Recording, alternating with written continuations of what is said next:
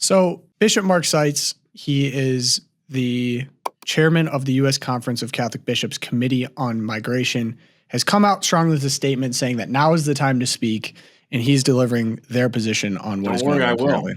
Catholic Church in the United States taking a formal position on President Trump's immigration policies in recent days? We are. We think we have to speak to many of these policies, which we see as going against some of the basic tenets of our faith, frankly. The fundamental right of every human person that need to be respected, no matter their origin, no matter their situation. What is the strategy for the church in the United States, if any, in terms of dealing with this administration beyond the immigration issues this week? Do you have a big picture 4-year approach to how you're going to handle this moment? Well, I think all of us are in the church and without are looking to see what shape this administration takes and what positions they actually land on. I don't think any of us knows exactly, but things have come into a clearer light in regard to the immigration questions right now, and so we're responding to those. Lack of clarity. I'm sorry. This is your opportunity. You're doing a national interview, right, with Bob Costa, CBS News. By the way, Bob Costa used to be a conservative. Came out through National Review. What a joke that guy is. But you had an opportunity, Bishop, to actually to provide that kind of clarity and say, well, surely we support the removal and deportation of violent criminals. And then you could pivot towards saying, I hope that this administration will be more compassionate to people who are in the country, without papers or whatever you'd say, which is illegally, but that have not committed any other crime, and they're certainly not violent. We should have more compassion, mercy towards them. They're in a tough spot, blah, blah, blah, blah, blah. You would have had the sympathy of a lot of Americans, even though they might be like, I may disagree with you, and may let them deported anyway. But again, what a wonderful opportunity, totally squandered. And Here's the thing about the Catholic Church's teaching.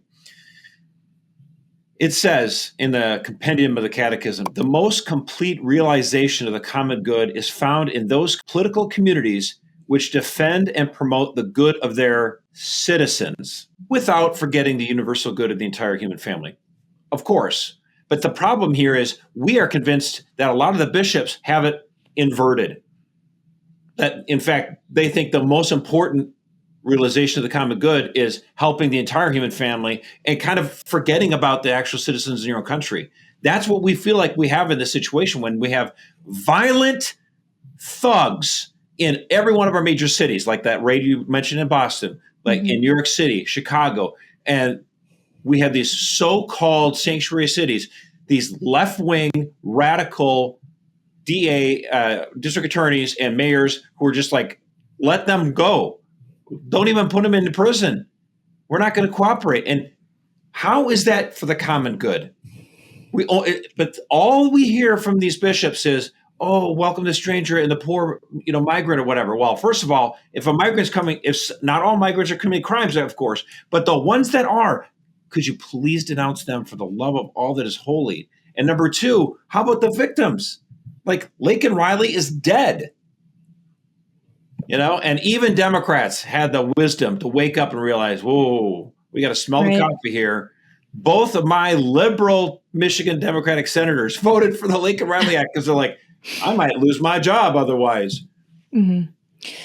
Yeah, I agree. I think that this interview and a couple other videos that were released, it just comes across as so completely out of touch of the situation at hand, and it doesn't actually say anything concrete. Like, it's these vagaries that feel good, they sound good, and I hate to say it, but like boomer generation kumbaya, like the whole human family just has to come together and hold hands and we'll all be friends. It is so out of touch with the actual lives of people who have been, as you point out, Josh, hurt by the fact that it has just been open border for 4 years. And And it's a lack of compassion to get on national television like that and say something.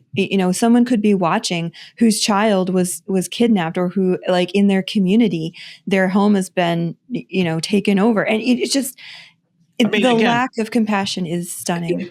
What they try, the whole point of what they're saying with compassion is, don't just take care of yourself, take care of the stranger, these migrants that come in. And it's like, wait a minute. No, you've got it. Again, you have it backwards. It would be like if you knew of a family where, like, the mom was like helping out at the soup kitchen all day when she has toddlers back at home and running through the house and they're starving and they're pooping in their diapers and everything. Like, lady, take care of your family first before you go try to help someone else. It's just like the airplane. Put the oxygen in, make sure you can save yourself before you can try to help someone else. That's what's going on in our country right now. We don't have the capacity to take care of the people in our own country. Look, we've had the hurricane victims in North Carolina for months, and they're still recovering. But we just had the border open. I mean, flames in Los Angeles. Like, we got some problems we got to work on. Yeah. But we can't, deport thugs. Oh. Right. I think if I could real quick, Trump is actually on his way right now to North Carolina, and then he's going to go stop in LA. So I think that the issue with this is it feels like we're talking past each other. And I have two issues, really, is as I've been literally beat over the head with synodality, walking with our lived experience, it just becomes painfully clear to me that the church is not really serious about that. That's just a PR agenda, actually authentic. Because if they really wanted to successfully speak to American citizens' experience, they would speak differently. They would do some research, for heaven's sake. Well, right. They would speak to the pain that the Americans that have lost lives, that their communities have been completely trashed. Yeah. They've suffered under lawfare. I haven't seen a single thing about the release of the pro-life prisoners. It's like, I don't know if it's just an intentional disdain for America more generally, but I think there's actually a way in which, I think there's a way in which everyone wins here, because, to be honest, Trump's going to do what he's going to do with the Catholic Church or without. That's just a very honest brass tacks assessment. And if the Catholic Church does not do a good job here, the USCCB, in terms of messaging, people are going to turn on them. I mean, the first thing that I saw as soon as they threw out this kind of messaging was, let's go take a look at the numbers of how much money the USCCB is raking in off of what just happened over the 4 years. I have stats in front of me. This is all publicly available. We're talking about $2 billion over Biden's 4 years. And this is specifically to individual Catholic charities in each individual area. That's not even talking about we're talking about the bigger general to the Catholic Church in general. We're talking about $129 million in government contracts they've received to specifically resettle illegal immigrants into the country. So I think if the church, I actually think legitimately there could be RICO charges leveled against these Catholic charities for individually circumventing American immigration policy. There will be. I already saw a raid of an FBI raid of an office in New Hampshire, immigration office in New Hampshire. It's a federal crime to work to circumvent United States policy when it comes to anything, but specifically immigration. I hope that people listen to this. If the USCCB does not do a better job speaking to Americans' experience and actually kind of meeting in the middle in a positive way, people will turn on them. I think people are already angry, and it's going to happen with you or without. So I'm saying I think there's a way in which everyone wins here. Tom Homan's Catholic. I'm sure he at least has an open ear if people like to meet with him and talk about what are President Trump's priorities. How can we message to be reasonable in what they're talking about? Like, you're right. This is not going to win. They're not dealing with the lived experience. So, as you say, I mean, give me a break. Like 10% of Americans, which is scary that it's this high, are opposed to deporting violent criminals. I mean, I can't believe that it's shocking that it would be 1%, but it's 10. But that means the other, 90% are like, yeah, dude, violent criminals, like, yeah, deport them, obviously. Like, that's a no-brainer. And yet here's an opportunity for the bishops to say, yeah, certainly, people come to this country illegally and commit violent crimes should be deported. But they make it seem like any deportation is morally outrageous. And again, I say what I said last time. I don't trust any man of the cloth, Catholic or not, Catholic or Anglican. I don't trust any man of the cloth who is more morally outraged by deportation than abortion One policy Amen. ends in returning someone to their home country. The other one results in a dead baby. So don't pretend like these are even near morally equivalent. Mm-hmm. Yeah, funny. I was talking to Rosie before this, and she was saying she had a friend who works as a missionary and goes around to a lot of different countries. And basically, when we projected to the world, hey, we're going to take anyone, you can just abuse our asylum program, people sent. And what ended up happening was men in the community would go try to get into America to try to make money to send it back. So even you would think, okay, that might potentially be noble. But of course, there's secondary and tertiary effects to everything. One of the effects was many of these men left and never came back and never sent anything back. And then also, when you leave your family like that, it leaves them in a vulnerable position as well for violence, danger, et cetera. So it would be nice. Like, I've never heard these conditions addressed by the USCCB. And to me, this is what I'm talking about, getting into nuance. Like, I almost don't even love the idea that the USCCB has this special commission on migration. That actually is up to the country, a sovereign nation, America, not an idea, a country with citizens and laws and policies. Because those people I like the idea of potentially advising in ways to, treat people with human dignity, of course, and if that's not happening. But if you're talking about trying to weigh into whether or not America should do or something, and think you have any power outside of the people that elected the president to do that, it just comes off like this and it makes people angry. Clearly, this is against the popular will of the people.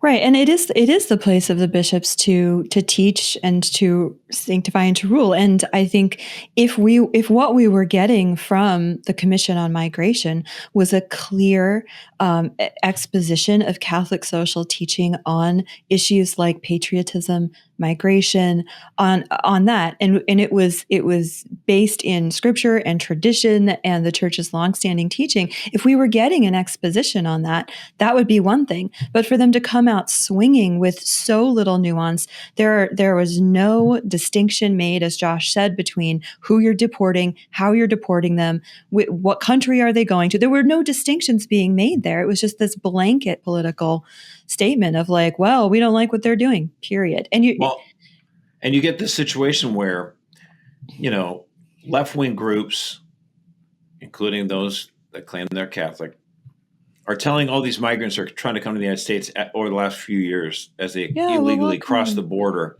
And if they get apprehended, just claim asylum. Now, actually, by the way, as Catholics, like a lot of these migrants are Catholics or whatever, so are we actually actively encouraging people to falsely commit perjury and commit a mortal sin of lying before a government? It's not like you're lying to your brother over who stole the cookie. Like, this is a grave matter. You're claiming asylum when over 90% of these cases, the courts say it's not a political asylum. You're just looking for a little bit better economic situation. I understand that, but you're not being politically persecuted for your religion or because you're from. It's not asylum. But left-wing groups have promoted that and that's the little get out of deportation free it's a card. get out of jail free card, but it's and it's a bunch of crap. I mean, this is what you are doing by encouraging people to falsely claim asylum. Is you are abusing the charity of this country, the United States, and the people of this country who have a heart for people who have been persecuted. I mean, the most charitable country in the world by giving, period. I mean, I know that we haven't always been perfect. Of course, Democrat Lord FDR turned away a boat full of Jews and went back to Germany in 1933. So we haven't been perfect. But so I don't forget that kind of stuff. But yeah, actually, we have been a very generous country. We've allowed over 1 million people into our country as immigrants every year since 1965. And if we say we don't want them coming in illegally, I'm sick and tired of being lectured at by people and who are invoking the Catholic faith to do it and wag their finger at me. It's like, no, buddy, stop abusing the charity of the people of the United States. It's disgusting.